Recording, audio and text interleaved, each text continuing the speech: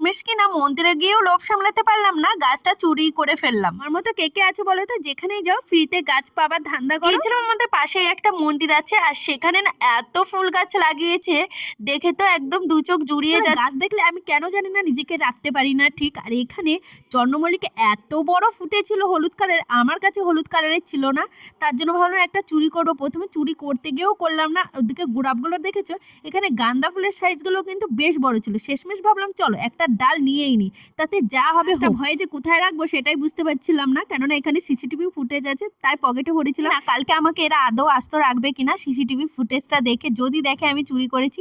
যাই হোক, এখানে জারবেরা গাছগুলো দেখো, এর আগের বার যখন এসেছিলাম অনেক ছিল, দেখলাম অনেকগুলো জারবেরা ফুল মারা গেছে। আর এখানে পিটুনিয়া গাছের কালারগুলো যা সুন্দর লাগছিল না। আর এই দেখো কিন্তু আমাদের সঙ্গেই বাড়ি এসছে, আর দেখো পকেটে থাকায় এর দুটো পাতা কিন্তু ভেঙে পড়েছে। তবে হ্যাঁ, আজকে অনেকটা বিকালও হয়ে যায়, ভাবলাম আজকে আর লাগাবো না, কালকে লাগাবো। করেছি কিনা ঠিক করেছি তোমরাই কমেন্ট করে জানি।